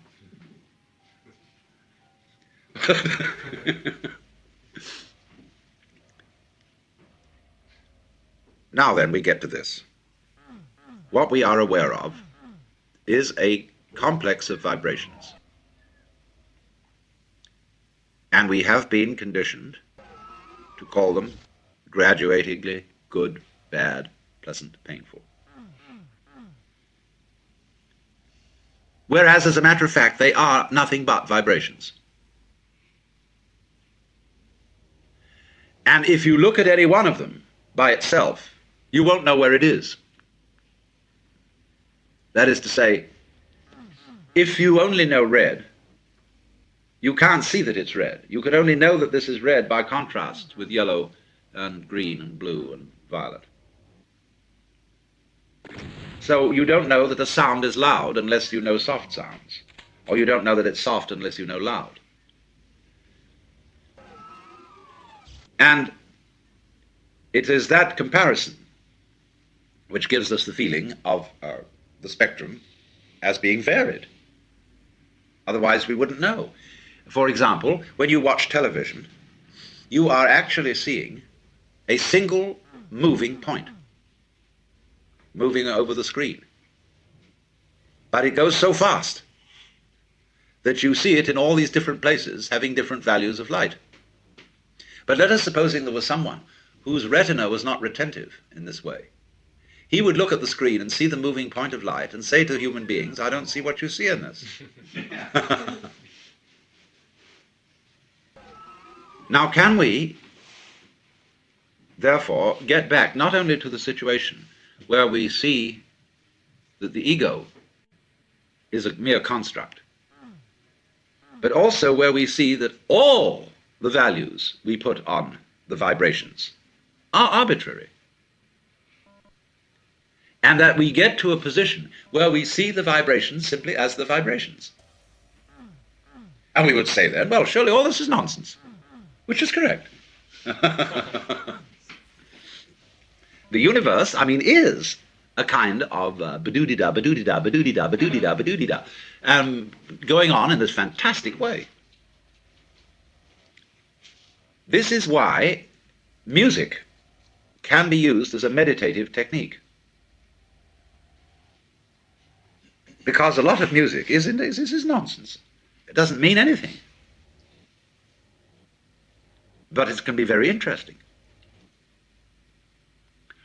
So can you get back again to recollecting from childhood your pleasure in events that from your present point of view you would call entirely meaningless? That you could listen to a sound like twanging metal and it goes boing, boing, boing, boing, and that's fascinating. Boing. It's just boing. And that's all it is. See? Now if you can really get with boing, see? You can see the whole universe in boing. Really. Because every vibration that's possible implies all the others. And so likewise with the candle flame, with the reflection, with grain in wood, anything can, from this child point of view, be completely fascinating.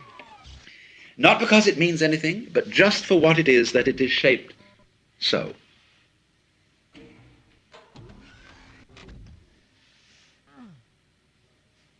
There was a joke in Punch some time ago, many years ago, I remember, of an army doctor interviewing a private.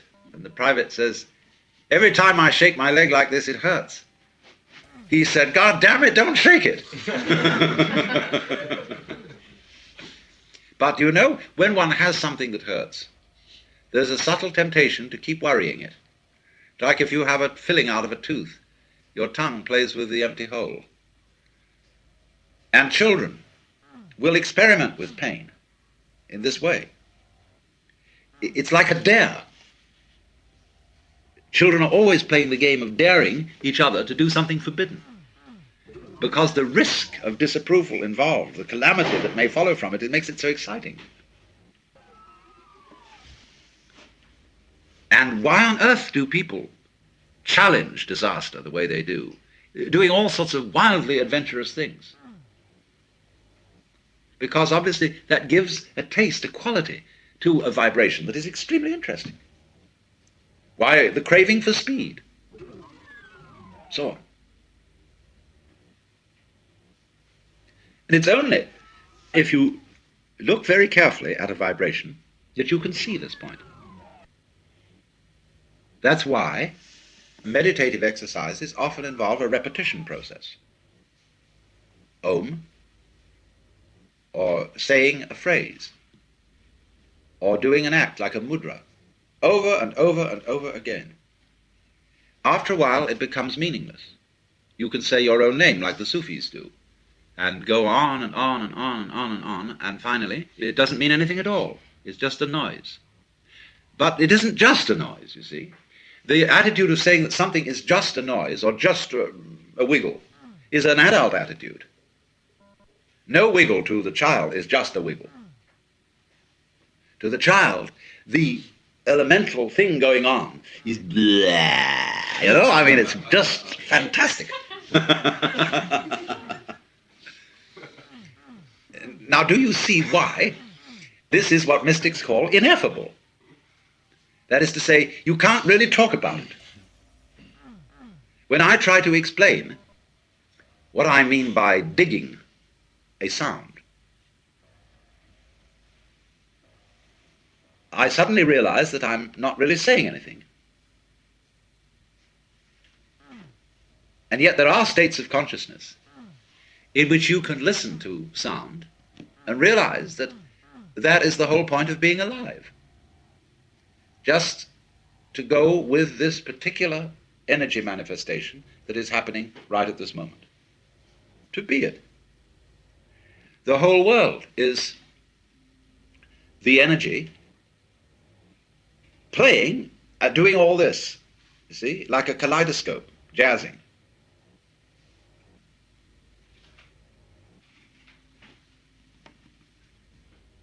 So if you watch that,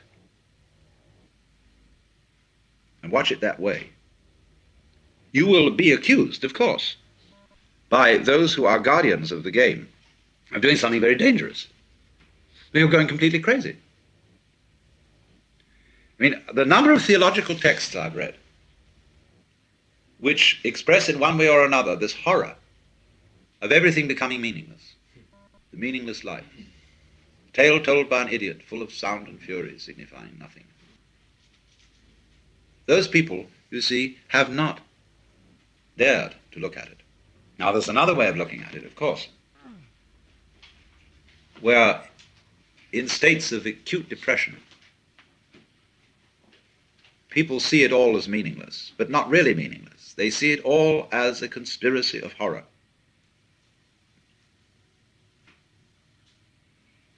Let's imagine that everything is mechanical. There are no living beings at all. There are a lot of beings that are such good computers that you can't tell the difference between them and what you thought were people. But everything going on is simply clockwork. And there's nobody home, although it puts on a convincing show that there is. So you get the feeling that the entire world is enameled tin, or patent leather, or plastic, and tasteless, hollow, vulgar, like a Wurlitzer jukebox.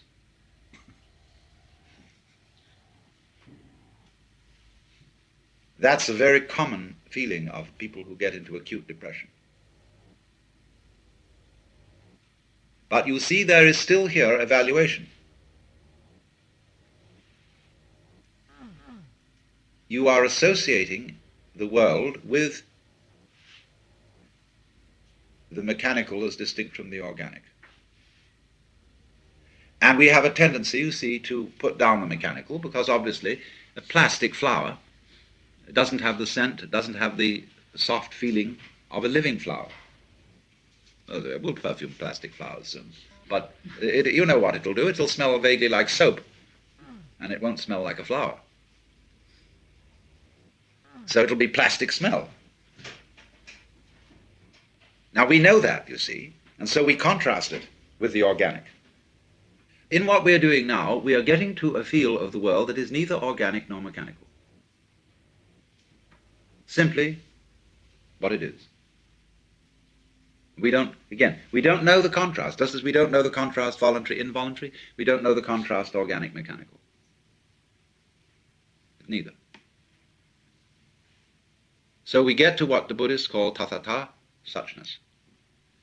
Tathata, based on the word tat, that, da. Fundamentally dada. See? Da, da, da, da, da, da, da, da, da. That's what's going on. Well, now this is what happens, you see, in the meditative state. As you are in that, you see everything is da. Da. And you're not saying anymore, well, that doesn't amount to anything. Because you've learned that when people do take you to the place that does amount to something, eventually it all collapses. The price of being taken to the place seriously, you see, where it really does amount to something. This at last is the real thing.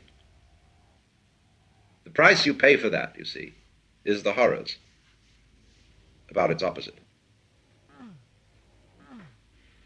And to the degree that you take that seriously, okay, you pay the price of the horrors. Now that's, as a matter of fact, all. So I'm not saying that you shouldn't take it seriously. I mean, to be specific, you are tremendously in love with someone.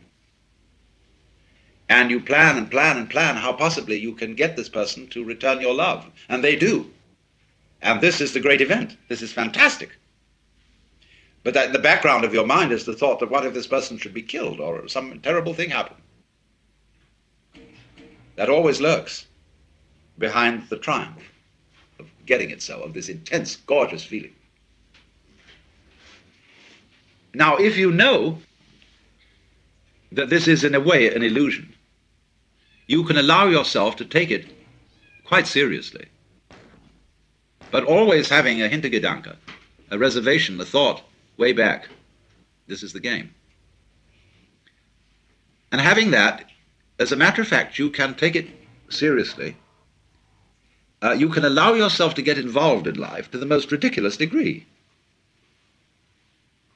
because you know it's all right. No, it's just these vibrations. And so, wowee, let's really get into it. That is why a person who might be enlightened, a bodhisattva, does not always present a kind of detached and indifferent attitude, but is perfectly free to allow emotions, attachments. Why, R.H. Blythe, who was a great Zen man, wrote to me once and said, "How are you these days? As for me, I have abandoned Satori altogether, and I'm trying to become as deeply attached as I can to as many people and things as possible."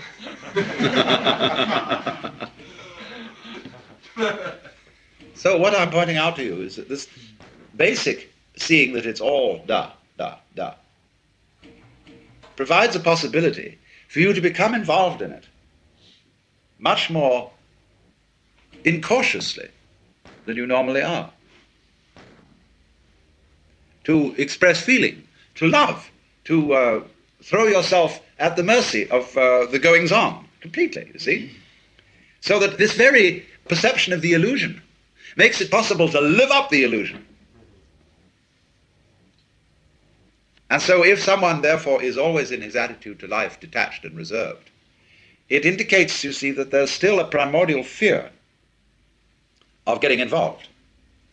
And I must say that, you see, I can't understand that very well. I don't understand when people expect that a so-called enlightened person should not need this, that, and the other. It might be beautiful surroundings, it might be the love of the opposite sex, it might be, I don't know what. Therefore, you shouldn't need that. In other words, you should scrub everything down to basic. And the end of that is, let's scrub the planet. Let's get all this disease called life off it and have a nice clean rock. I believe in color. I believe in, if you're going to do anything in the way of the illusory dance, let's live it up. Let's really do it. And let's not take ourselves so damn seriously that we have to be scrubbed all the time of any kind of ornamentation or frivolity. Oh, hooray. But you see what all this is dependent on? All this is dependent upon being able to get back to the point where it's da, da, da, da, da, da, da. Now that's what comes in meditation. Now don't misunderstand me if I say practice in meditation. Don't be in a state of expectation, working day after day to improve your meditation. Meditation doesn't like that. You just do it. But it is true that as time goes on, and you are in that state of silence,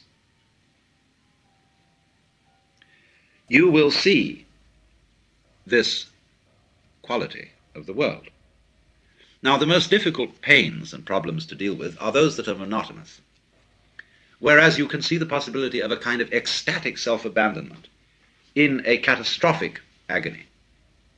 What really gets people down are those ones that drag on day after day after day after day, like having to lie with bed sores in a very uncomfortable situation, in traction or something of that kind, or just a perennial difficulty that drips like the water torture every day.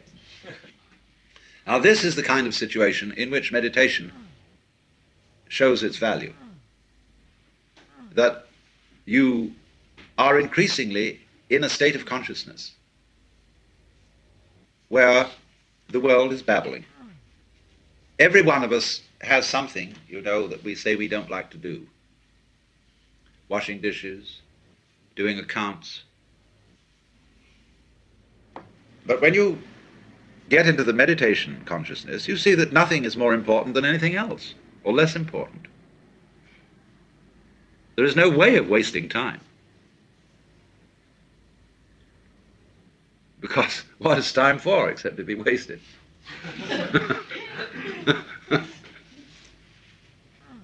And you would be, furthermore, you're accustomed now to sitting and doing nothing. I mean, meditation itself is the perfect waste of time. Now, I want to get down to the simplest possible nitty-gritty of what we've been talking about in a very easy way. To ask ourselves the question,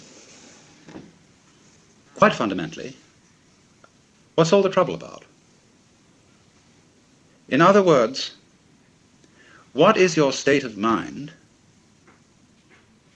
when you contemplate the possibility of everything becoming nothing? All right, so the universe is a transitory system, like a bubble, like smoke, like foam on the water. And so, how easy? Just go along with it, dissolve. So, what's the problem? Why don't we want to give up?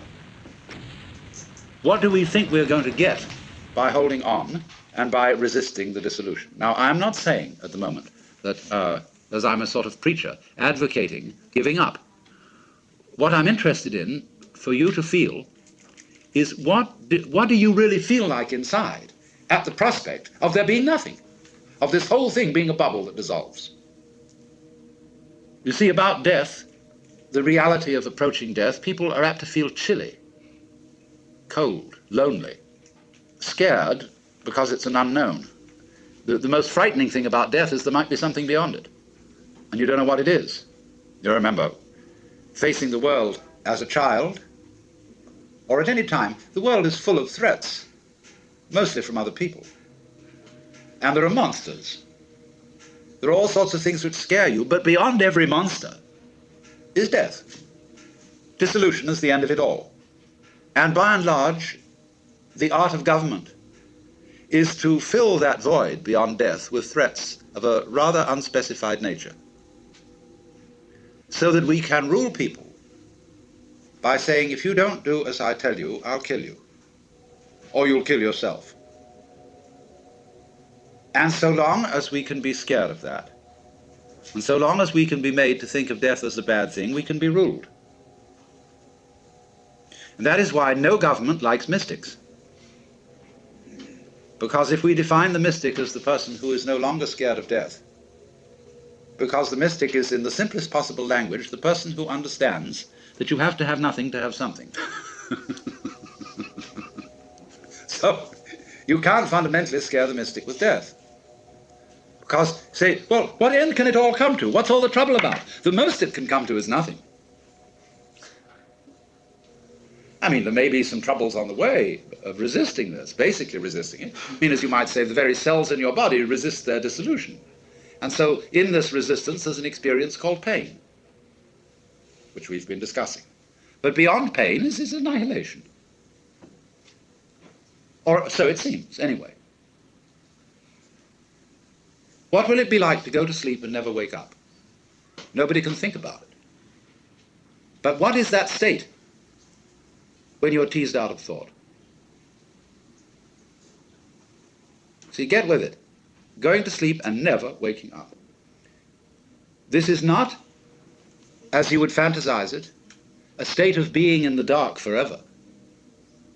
It is not like being buried alive, because then there's an experience of darkness.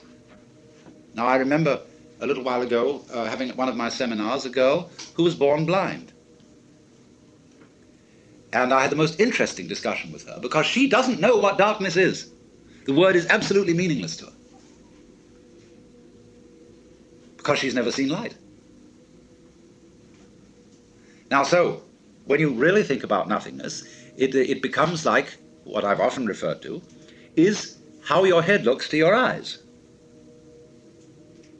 And behind the eyes, you don't see darkness, do you, right now? You're not aware of a contrast of light here and black there. behind the visual field, this way, you can't see darkness. There is simply nothing conceivable at all. Neither darkness nor light. See? All right, so, might one venture to say almost that that area of blankness we call death is what lies behind the eyes. In other words, it is what we can't think about that's what's watching. In other words, the farthest we can go in thinking about nothing, you see, we get to the root of the matter. Let me put this in another way. The world is form. Now, you cannot look for the origin of form in form, because what you would get then would be a universe where you couldn't make out any form at all because there was so much of it. It would be like writing a letter on top of a newspaper and then putting a picture over that and then doing something else until there wasn't a single square millimeter of paper left, of blank paper. Nobody could read anything. But one can read, one can see form, one can see the world, simply because there's always emptiness behind it. So you see, in this way, emptiness being the mother of form. And you can always say, yes, only the form is there, that's all that's real. But that is only saying it's all that is figure. What about background? It always has to be there. So let's go on then into our visualization, our imagination. Use your imagination for all it's worth to think yourself into the fact that this whole sense of importance, of vitality, of aliveness, of being is simply a sudden experience which was nothing before it started and will be nothing after it's over. That is the simplest possible thing you could believe in. It requires no intellectual effort, nothing. Supposing that's the way it is. Now I repeat, what's your inside feeling about that? Supposing, let's say, you feel sorry. For whom is this sorrow? Who, when it's all over, will there be to feel sorry? You say, I regret now that this thing is going to come to an end. But when it's come to an end, nobody will either regret or be happy about it. That will be that. So in a way, you can say, well, this feeling of sorrow that I have that it's going to come to an end is really rather irrelevant, because let me look at the thing from the other direction. Supposing it never would come to an end. In other words, here is this alternation of joy and sorrow. And however happy I am today, I'm always going to feel miserable later on. And then maybe happy again, but then after that miserable. And this is never, never going to stop. I just can't get rid of the damn thing. Well, that's pretty depressing, isn't it? I mean, when you think it through.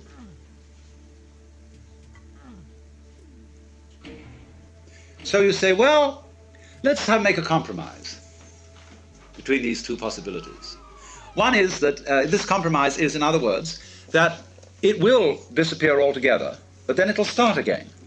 Because when it starts again, it'll feel like it does now, which is that it never happened before. So you're always in the same place, just like you feel now. That's supposing that the Hindus are right, that the universe lasts for 4,320,000 years, and then it vanishes, and then it starts and runs for another 4,320,000 years, and then it vanishes, and it does it again. And it does it, and does it, and does it, and does it, and there is no end to this.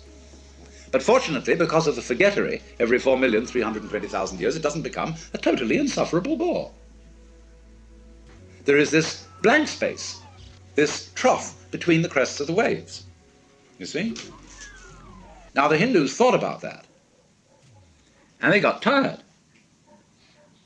And they thought about the possibility of moksha, liberation, or nirvana, from the everlasting cycle of appearing and disappearing. But then when they'd thought that through, the Buddhists, for example, having really said, now we've got the trick. As the Buddha said after his enlightenment, now I've found you out, you who build the house. I'm going to take the house apart. The roof beam is brought down. Desire is the builder of the house. See, I've found you. Never again shall you build it. And the Buddhists thought that one over. Yes, they're crazy. We found a way out of samsara, the wheel of birth and death. And somebody one day said, but, isn't that rather selfish? You get yourself out. What about all the other people? Don't you have any feeling of compassion? Oh, yes, they said, of course. We forgot that, didn't we? Let's come back again and help all these people out. Then they got very sophisticated about it. And they